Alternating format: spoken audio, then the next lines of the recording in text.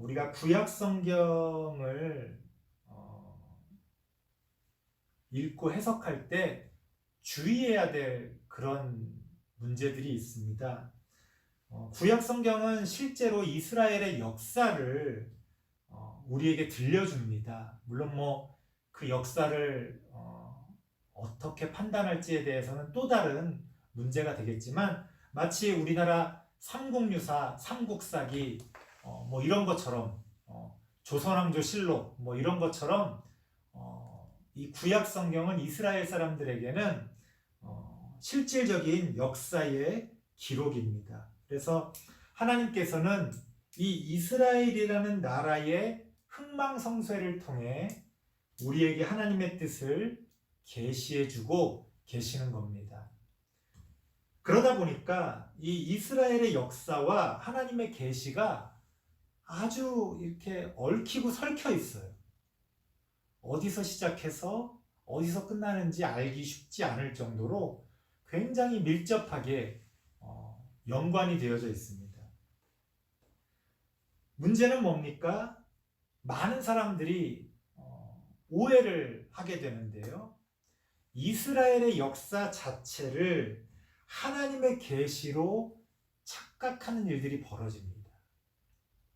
요즘 우리 보수적인 우리 교회들 안에서 또 선교단체들 안에서 그런 이야기들이 있어요. Back to 예루살렘이라는 게 한 10여 년 전부터 굉장히 유행을 했는데요. 이게 뭐냐면, 복음이 예루살렘에서 시작해서 유럽을 복음화시키고 미국으로 건너가서 미국을 복음화시키고 이제 한국으로 와가지고 우리 대한민국을 중심으로 아시아가 복음화되고, 이제 다시 그 복음이 예루살렘으로 가면 예수님이 오신다는 거지.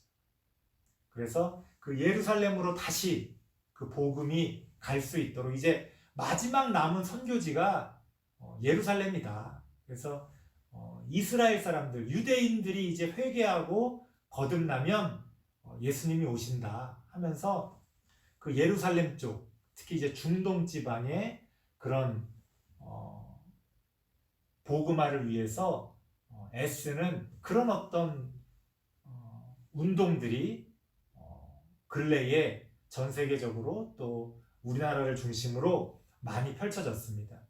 최근에 코로나19 때문에 문제가 됐던 선교단체 아시죠?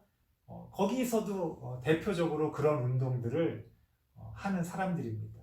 그래서 로마서에 있는 말씀들, 사도 바울의 이야기들을 또 가지고 오고 이렇게 하면서 이제 이스라엘이 하나님께로 돌아오면, 예수님을 믿게 되면 이제 세계의 복음화가 이제 이루어지고 예수님이 오신다. 그런 식으로 이제 어떤 그 역사적인 흐름을 가지고 그럴듯하게 그렇게 이야기를 합니다.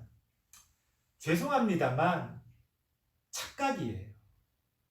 그럴듯하지만 성경의 이야기하고는 다릅니다. 왜냐하면 이스라엘의 역사 자체를 하나님의 계시로 착각하면 곤란하기 때문에 그렇습니다. 성경은요, 결국 이스라엘의 이야기고 유대인들의 이야기예요. 그렇죠?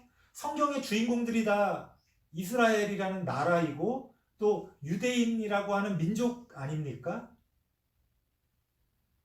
하지만 하나님은 그 이스라엘과 유대인을 도구로 선택하셔서 우리에게 하나님의 어떤 계시를 보여주시는 거지. 이스라엘이라고 하는 나라나 유대인들 그 자체가 특별하다고 볼 수는 없어요. 자, 반대로 이스라엘의 역사를 무시하고 하나님의 계시만을 찾으려는 그런 실수를 범할 수도 있어요. 그것도 안 되는 거예요. 왜? 어쨌든 하나님이 이스라엘과 유대인들을 사용하셔서 하나님의 계시를 성경이라는 이 그릇 안에 담아 놓으셨기 때문에 우리가 싫든 좋든 이스라엘을 이해하고 유대인들을 이해하고 그러한 어떤 바탕 위에서 또 성경을 보고 해석할 수밖에 없는 거죠. 그래서 이스라엘을 또 무시하는 것도 바람직한 방법은 아니다. 그래서 특히 이 구약 성경을 읽을 때는 또 우리가 지금 앞으로 살펴볼 이 왕들의 이야기 이런 것들을 볼 때는 그런 좀 균형감을 잡아야 돼요.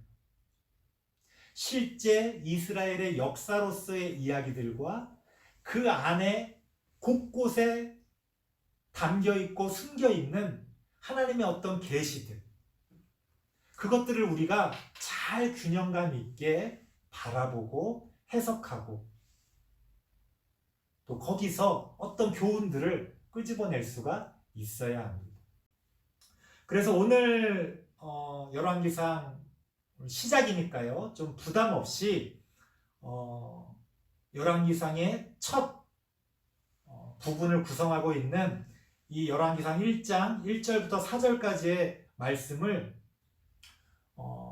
우리가 흔히 알고 있는 그런 어떤 옛 속담이나 어떤 옛 이야기들 가운데서 우리가 비유적으로 연결을 시켜서 오늘 본문의 말씀을 좀 생각해 보려고 합니다. 우리 그런 말 있잖아요. 옛말에 틀린 말 하나도 없다. 물론 뭐 옛말이라고 해서 왜 틀린 말이 없겠어요. 많이 있겠죠. 근데 옛날 말이지만 오늘날 우리가 생각해봐도 야, 참 맞는 말이다 싶은 그런 이야기들이 있잖아요. 우리가 그런 이야기들을 가지고 오늘 본문의 말씀을 함께 살펴보겠습니다. 그런데 오늘 설교 제목을 제가 정치 이야기라고 잡은 이유가 있어요. 그거는 이 왕들의 이야기가 결국 겉으로 보자면 다 정치적인 이야기라는 거예요. 그래서 우리가 이런 정치 이야기들 가운데서 온전히 하나님의 계시를 발견할 수 있어야 됩니다. 자, 오늘 3가지 정도만 말씀드리려고 합니다. 첫 번째 말씀드리고 싶은 얘기는 우리 옛말에 이런 말이 있죠. 열흘 가는 붉은 꽃이 없다. 한자로 하면 더 잘 아실 겁니다. 화무십일홍이다. 화무십일홍. 아무리 예쁜 꽃도 열흘 정도 지나면 그 꽃이 다 져버린다는 거예요. 우리 벚꽃 보면은 그럴 때 많이 있잖아요. 벚꽃이 정말 예쁠 때 있잖아요. 그런 주간이 있잖아요. 그런데 그 한 주간 딱 지나고 나면요, 언제 그랬냐는 듯이 특히 비 한 번 오고 나면 그 벚꽃이 다 떨어져 버립니다. 야, 이렇게 화려한 순간이 짧은가 싶을 정도로 그렇게 허무하게 그 예뻤던 모습이 사라져버려요. 화무십일홍이라는 건 무슨 뜻입니까? 아무리 대단한, 아무리 훌륭한 어떤 것도 결국은 쇠하고 결국은 내리막길을 걷게 되는 그 시간들이 올 수밖에 없다는 것. 그게 꼭 열흘이 아니더라도 결국은 그렇게 됐다는 거예요. 그래서 이 화무십일홍 얘기할 때 같이 나오는 말이 권불 10년이다 이런 말이 있어요. 어떤 권세도 10년을 더 가진 않는다.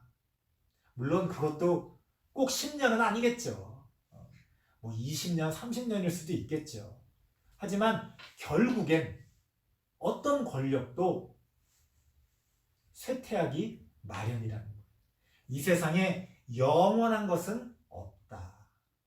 아무리 예쁜 것도, 아무리 화려한 것도, 아무리 힘 있는 것도 결국엔 약해지고 결국에 사라져갈 수밖에 없다는 겁니다. 오늘 본문의 첫 구절에서 우리는 그 모습을 보게 됩니다. 영웅의 마지막 모습. 보고 싶지 않은 그 모습을 보게 됩니다. 열왕기상 1장 1절 말씀 같이 한번 읽어보겠습니다. 시작. 다윗 왕이 나이가 많아 늙으니 이불을 덮어도 따뜻하지 아니한지라. 우리가 기억하는 다윗은 어떤 모습입니까? 미소년의 놀라운 승전을 이어가던 장군의 왕이 되어서도 이스라엘을 탄탄한 국가로 세워가고, 때로는 실수도 있었지만 그야말로 대장부 중에 대장부다 라고 말할 수 있는 그런 사람 아닙니까? 그런데 그런 다윗도 결국엔 나이가 많아지니 늙어지고 몸의 힘은 다 빠져서 이제는 이불을 덮고 있어도 추위에 부들부들 떨 수밖에 없는 그런 약해진 모습으로 노년을 맞이하게 됐다는 겁니다. 참 너무 슬프죠.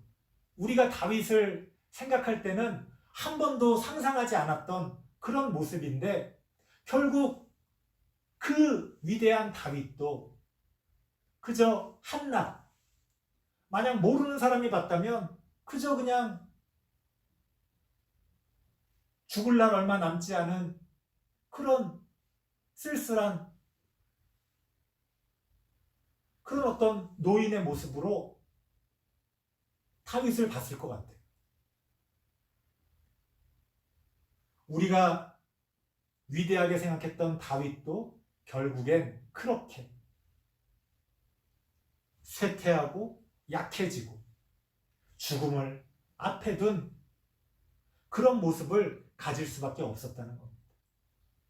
신학자들은 이걸 또 막 분석을 해요. 왜 몸이 따뜻하지 않았냐. 그래서 어떤 신학자들은 이제 더 이상 남자로서의 그런 어떤 기능을 할 수 없는, 왜냐하면 옛날에는 왕이 그 자녀를 생산하는 그 능력을 갖고 있다는 것을 통해 그 힘을 상징적으로 보여줬거든요. 그래서 이제 다윗 왕이 나이를 먹어서 이제 더 이상 남자구실을 못한다는 걸 이렇게 표현한 거다. 이렇게 해석하는 신학자들도 있고요. 여러분들이 들을 땐 되게 웃기겠지만 굉장히 진지하게 신학자들은 또 이 내용의 의미를 분석합니다. 또 어떤 신학자들은 아니다. 실제로 몸이 차가워졌던 것 같다. 왜? 성경에서 이불을 덮어도 따뜻하지 않다고 그러니까 실제 몸이 젊을 땐 안 그랬는데 차가워졌던 것 같다. 그래서 그 원인이 뭐였을까? 동맥경화가 있었나? 그렇게 이야기하는 신학자들도 있습니다. 근데 결국 이야기하고자 하는 건 뭐예요? 다윗 왕이 더 이상 왕으로서 자신의 역할을 감당할 수 없을 만큼 이제는 힘이 빠지고 약해졌다는 것을 우리에게 보여주고 있습니다. 그런데 이게 이상한 게 아니라 그게 자연의 섭리라는 거예요. 우리가 거부한다고 해서 거부할 수도 없지만 거부할 필요도 없는 자연스러운 일이라는 겁니다. 우리는 어떤 위대한 인물의 마지막을 외면하기 때문에, 그 사람의 가장 화려했던 모습만을 기억하기 때문에 자꾸 오해를 하는 것뿐이지, 어떤 것도 흥한 것은 쇠하기 마련이다. 그것이 자연의 법칙이고 하나님의 뜻이라는 겁니다. 그래서 우리는 다윗 왕의 이러한 모습을 이상하게 받아들일 필요가 없다. 어떤 사람은 또 이것을 신앙적으로 해석을 해가지고 다윗 왕이 이렇게 나이가 먹었는데 그때는 뭔가 좀 영적으로 희미해지고 문제가 있었다. 또 이렇게 또 부정적으로 해석하는, 영적으로 해석하시는 분들도 있지만 그렇게 볼 필요도 없는 거예요. 그냥 자연스럽게 그 위대했던 다윗 왕도 나이를 먹어 늙으니 이제는 저렇게 약해졌구나. 이제 하나님 앞에 갈 날이 얼마 남지 않은 그런 시간이 된 거구나. 그렇게 그냥 쿨하게 우리가 받아들일 필요가 있다는 겁니다. 여러분, 우리의 삶 가운데서도 마찬가지. 때로는 아니 왜 이런 일이 있어? 왜 저런 일이 있어? 왜 하필 나한테 이런 일이 있어? 그런데 사실 거의 대부분은요, 자연스러운 거예요. 남들에게 그런 일이 있듯이 나한테도 그런 일이 있을 수 있고, 젊을 때는 그렇지 않았지만 나이를 먹으니 자연스럽게 여기저기 몸이 아프고 약해지고 자연스러운 거죠. 어떻게 항상 건강하고 아프지도 않고 좋은 일만 있고 그렇게 살 수가 있습니까? 전혀 예상하지 못했던 그런 아픔들, 그런 고난들이 우리의 삶에 있다는 것은 어떻게 보면 자연스러운 거다. 자연스러운 거다. 우리는 그런 어떤 자연스러운 삶의 원리들을 그야말로 자연스럽게 받아들일 줄 알아야 된다. 우리의 믿음이라는 것이 시간을 거스를 수는 없어요. 우리의 믿음이라는 것이 자연의 섭리를 거스를 수는 없는 거예요. 자꾸 우리는 이제 성경에 나오는 기적 같은 거를 더 관심 있게 보고 막 그런 기적들을 바라지 않습니까? 하지만 성경의 거의 대부분의 원리는 그런 기적의 원리가 아닙니다. 자연의 원리고 자연스러운 그런 어떤 흐름에 따라서 이루어지는 것들이 거의 대부분이에요. 하루아침에 도깨비 방망이처럼 그렇게 이루어지는 것은 아주 예외적인 거고, 대부분의 것은 자연스러운 과정을 통해 이루어집니다. 하루아침에 그렇게 이루어지는 것은 없다. 그런 자연의 법칙을 우리가 이런 다윗 왕의 모습을 통해서 우리가 교훈으로 배울 수가 있어야 된다는 겁니다. 다음으로 우리가 살펴볼 거는요, 2절 말씀인데요. 2절 말씀 먼저 읽고 이야기를 나눠보겠습니다. 2절 시작. 그의 시종들이 왕께 아뢰되 우리 주 왕을 위하여 젊은 처녀 하나를 구하여 그로 왕을 받들어 모시게 하고 왕의 품에 누워 우리 주 왕으로 따뜻하시게 하리이다 하고. 그냥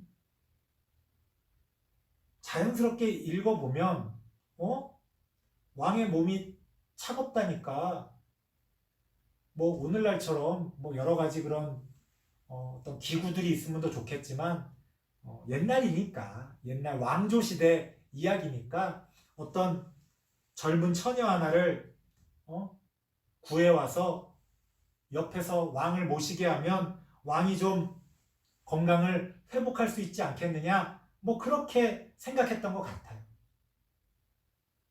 옛날 왕조 시대니까 가능한 그런 생각들이겠지. 그런데 우린 여기서 한 가지 더 한꺼풀 벗겨서 이 상황을 볼 수 있어야 됩니다.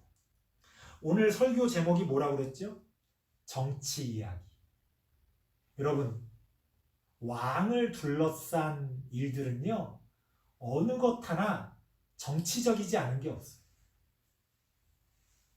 그 옛날 조선왕조 실록이나 이런 거를 보더라도요, 뭐 심지어 왕이 화장실을 가는 그 행위 하나까지도 다 정치적으로 해석하고 또 관리를 합니다.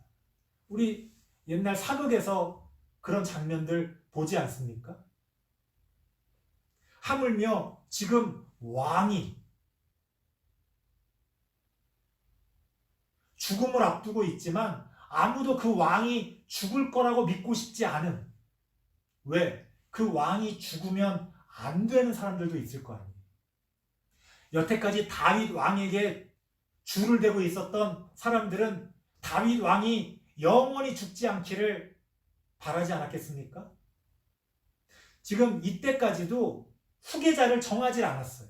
나중에 이야기가 나옵니다만 우리 조선왕조 때로 이야기하자면 왕의 후계자인 왕세자를 책정하지 않았단 말이에요.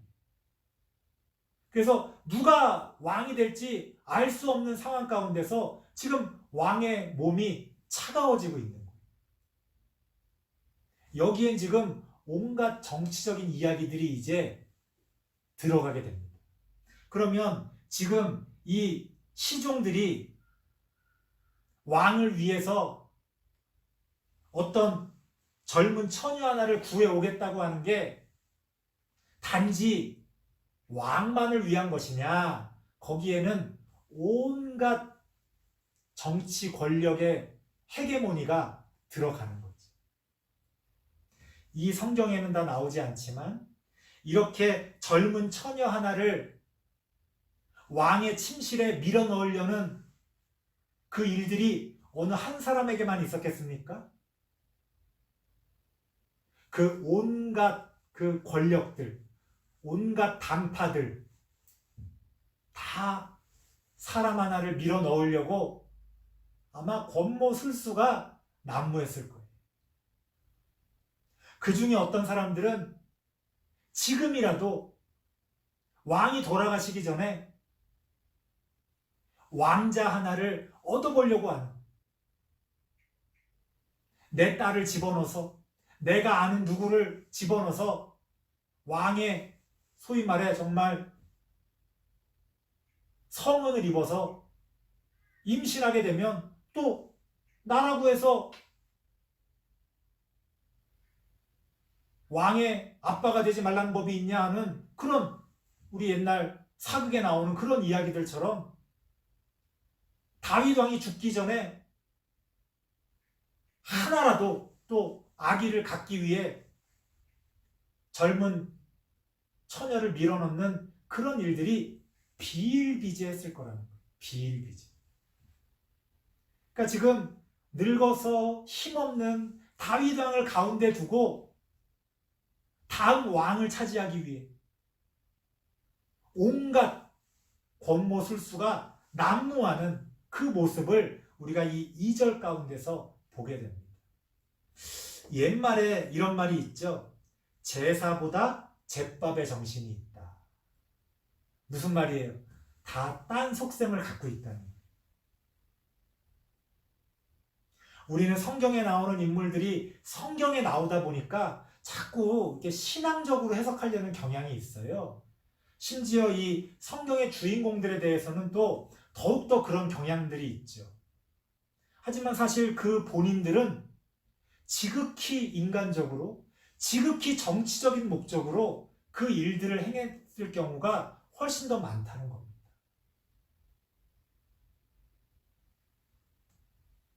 전부 다 딴 속셈을 가지고 자신들의 욕망을 추구한다는 거예요.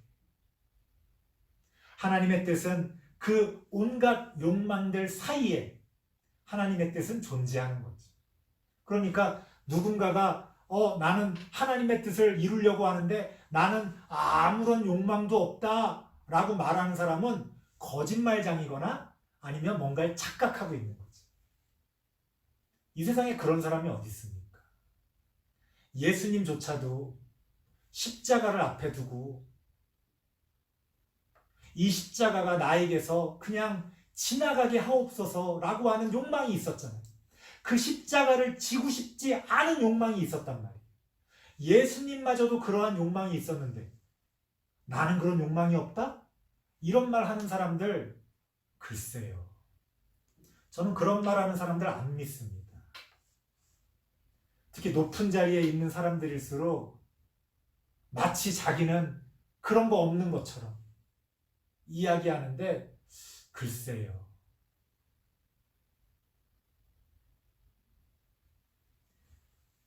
모든 사람들은 우리도 마찬가지입니다.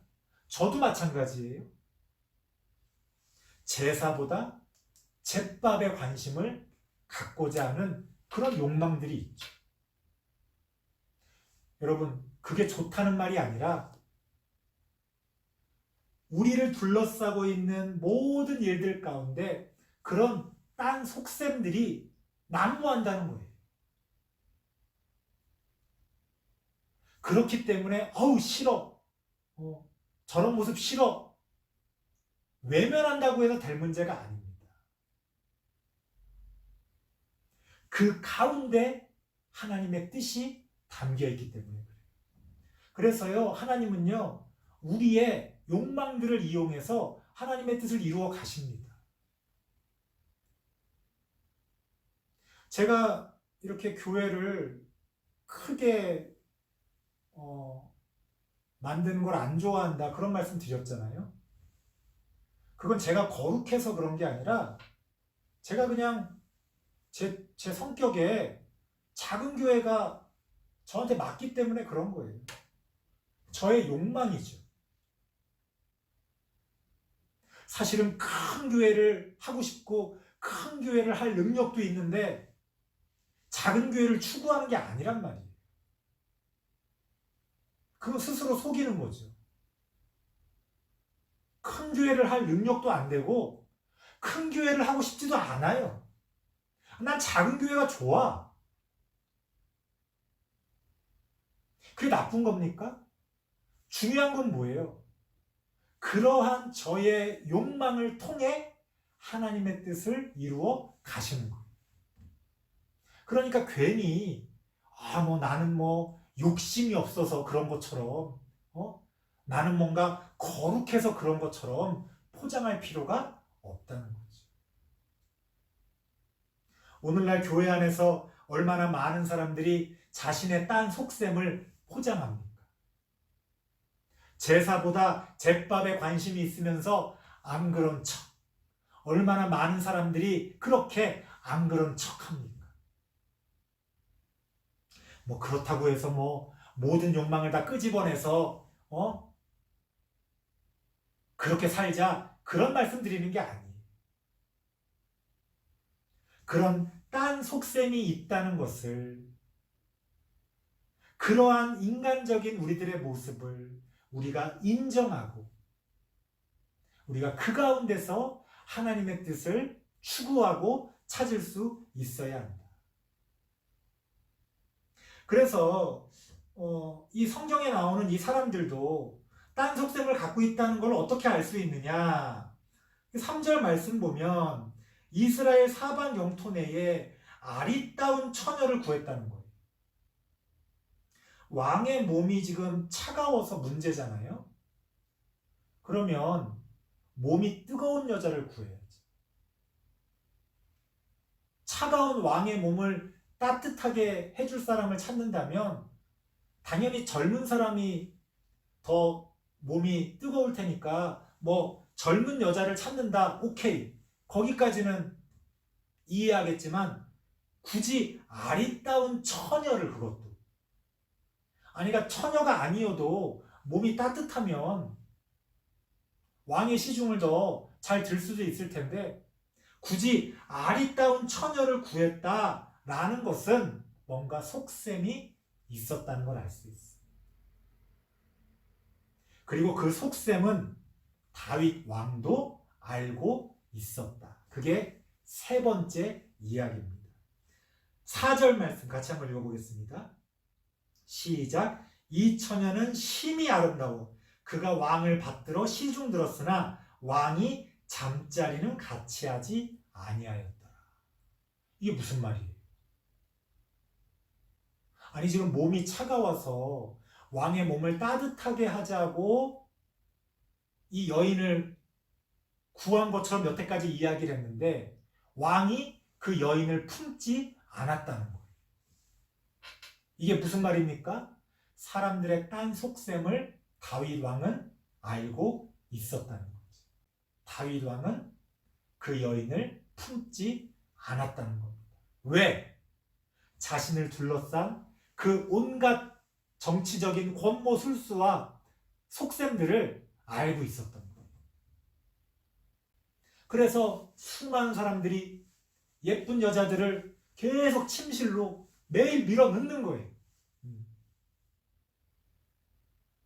하지만 다윗 왕은 어떤 여인도 잠자리는 같이 하지 아니하였다. 그래서 이 세 번째 살펴볼 옛말이 있습니다. 그 도덕경 3장에 보면 맨 마지막 구절에 이런 말이 나와요. 위무위 증무불치라는 거예요. 제가 이 말을 제 식으로 좀 의역을 해서 번역하면 이런 겁니다. 하지 않음으로써 모든 것을 할 수 있다. 우리는요, 뭔가를 막 하려고 그러잖아요. 뭔가를 막 해서 뭔가를 이루어내려고 하지 않습니까? 이게 굉장히 서양적인 마인드예요. 뭔가를 막 하는 거죠. 뭔가를 해야 죽이 되든 밥이 되든 할 거 아니에요. 하지만 동양적인 마인드는 거기서 뭔가 다른 면을 우리에게 보여줍니다. 뭐냐면 하지 않음으로써 모든 것을 할 수 있는 경지. 굉장히 동양적인 마인드죠. 그래서 제가 그런 말씀 드렸잖아요. 우리 주일학교 아이들 교육에 대해서 제가 얘기하면서 제가 뭐 큰 교회 교육 시스템 같은 그런 대단히 화려한 프로그램을 우리 쉼평교회 아이들한테 그 교육 커리큘럼을 쫙 해줄 수는 없다. 하지만 어떤 나쁜 교육을 하지 않음으로써 우리 아이들에게 좋은 교육을 해줄 수 있다. 이게 그 말입니다. 하지 않음으로써 하는 경지가 되는 거지.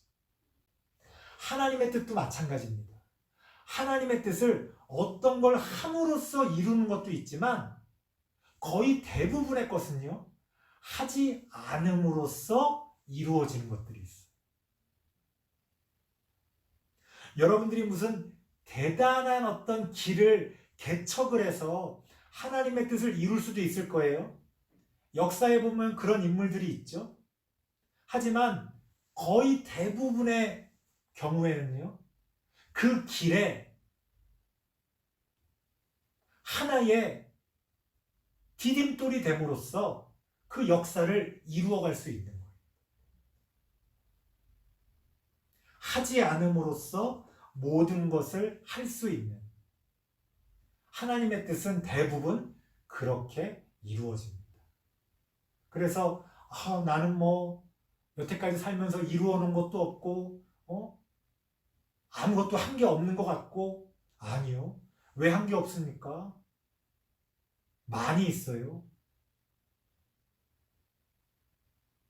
실제로 여러분들이 한 것도 많이 있지만 여러분들이 하지 않음으로써 이룬 것들은 훨씬 더 많다는 거예요. 그렇게 하지 않음으로써 하나님의 뜻을 이루어간 다윗의 모습을 통해 우리의 삶 가운데서도 하지 않음으로써 모든 것을 이루어가는 우리 모든 성도님들 되시길 바랍니다. 기도하겠습니다. 하나님 감사합니다. 옛 말들을 통해서 또 성경의 이야기들을 살펴봤습니다.